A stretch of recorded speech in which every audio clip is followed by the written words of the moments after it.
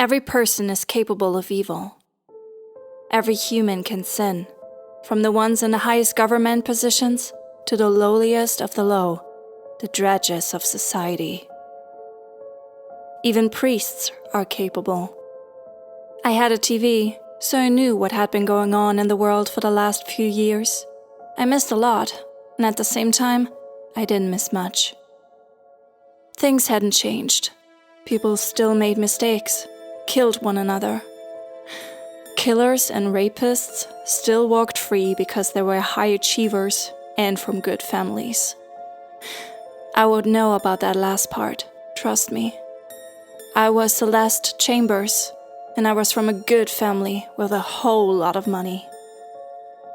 The past few years I wondered if that was why he took me, kept me locked up.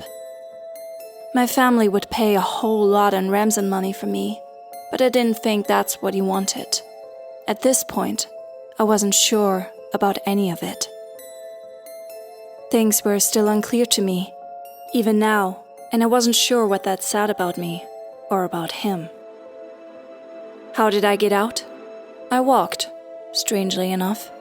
I walked right out of the bunker, slipped out of the room that had been both my prison and my life, and eventually found my way out, heading down the long winding driveway until I found the road. It was an old industrial complex, I think. An abandoned property, for I saw no cars, no footprints, only dust and decay. My shoes were new, an ungodly type of uncomfortable. It was the first time I had worn shoes in ages. I had gotten used to feeling the world with my toes and the soles of my feet. My clothes were new too, though they were stained now. Nothing lasted long here, except me. I had years under my belt. I didn't have a mirror, and my reflection on the TV wasn't a good one, so I didn't know what I looked like.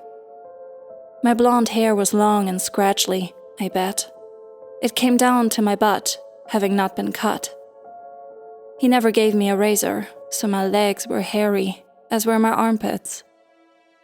I was pretty sure Mother told me women shaved all those things once I got my period when I was 10. I became a woman at a very young age. My mind drifted as I walked along the road. A few cars passed me, one or two of them honking because I was on the road, where I shouldn't be, but this area had no sidewalks. This wasn't a residential space. I was in the middle of a business district, and it was hard to know where I was going. The sun seemed too bright, the colors of everything too strong. My eyes had gotten used to the dull colors of my room, the fluorescent lighting. That small 10 by 15 foot space had been my home for so long, so many days I lost track. It was only because of the TV that I was able to know the day, not to mention the year. 5 years. I was gone for 5 years, and now I was about to return to a world that had moved on from me. Oh, I was on the news for months after my disappearance. He let me watch it, and sometimes he sat with me, watching it with me. Everyone was shocked that someone could take me. Me, Celeste Chambers, a pretty white girl from a well-off family in the rich suburbs of America. Me, a girl who went to a school with so many cameras, you couldn't even go to the restroom without being watched. No one knew, of course, that I was not the innocent girl everyone thought I was. There was something bad inside of me, something wrong. It made people do terrible things, made sinners out of the most pious of men. I was temptation made flesh, and it was because of that dark thing inside of me that I was taken. But now I was free. I was free, let loose in a world I didn't recognize. After what felt like hours of walking, I found a restaurant. The sun was high in the sky, so I couldn't tell the exact time. Afternoon, definitely.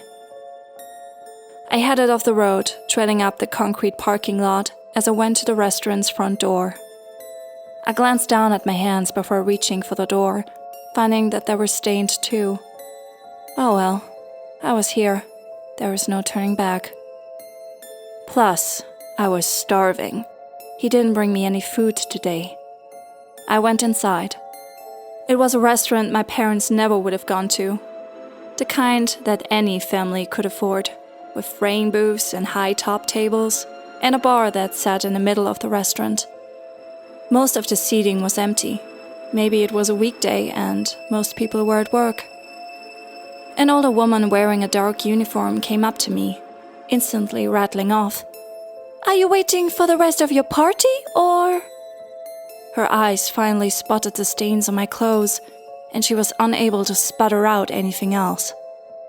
She looked around, gripping the small stand that had the restaurant's seating chart, as if hoping someone else would come, save her from me. My lips were dry, cracked. I was beyond thirsty after all that walking. I must have walked for a few hours at least. Felt like an eternity. "I'm hungry," I croaked out. "And thirsty." I must have sounded broken enough, for the older woman's expression fell, and she gestured for me to follow her. She took me to a corner booth, the booth right by the kitchen, where I would be watched. I didn't care if I was watched. I just wanted to eat and drink and fill my belly.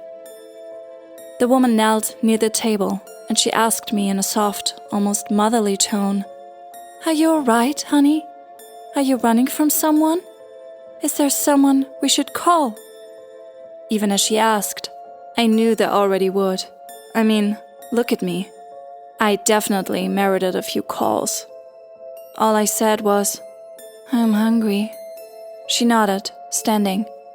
Before she went into the kitchen, I saw her talk to a man wearing a different type of outfit. The restaurant manager? I pretended not to notice the way he stared at me, even after the woman disappeared into the kitchen, hopefully to get me food. He was calling someone, pulling out his cell from his pocket, all the while watching me like I held the secrets to the universe. I didn't know much, really. I didn't know what was so special about me, besides my family. I didn't know what it was about me that made the monsters come out. I was just me, and I've always been me. Maybe some people were simply born unlucky, the most unfortunate ones. In less than 10 minutes, I had a plate of chicken fingers and fries, along with a glass of water. It was as I was sucking down the water when I saw the manager move toward the door to the restaurant, greeting the 2 police officers that had just walked in. They were here for me, I knew. I didn't care. I knew I would see men in blue soon enough. So I ignored the officers walking up to me, focusing on my food instead. The food would only get cold after all. One of them stood beside me, the other slid into the booth across from me. I devoured my food like a rabid animal, not even bothering to pause to look at the police officers. It was like I hadn't eaten in days, which was a lie. He had fed me last night. He never starved me, except for today. But today was a weird day, all around. Both male, one older and one younger.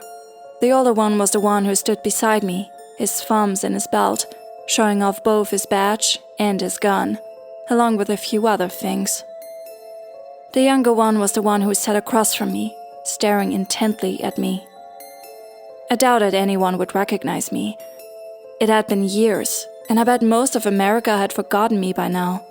Still, having their eyes on me only made me feel an extreme kind of uncomfortable. Maybe I'd grown used to what he did when he was with me. It never felt like he was watching me, even when he sat with me. "Care to tell us what happened, miss?" The older cop trailed off, waiting for me to give him my last name. He sounded like a teacher, using the same tone of voice. "Chambers," I answered him, tearing my gaze away from my food, which was already half eaten.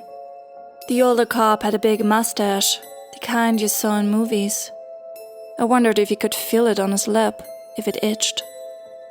It was the younger cop's turn to speak. "Did someone try to hurt you, Miss Chambers?" When this one said Miss Chambers, he didn't sound like a teacher.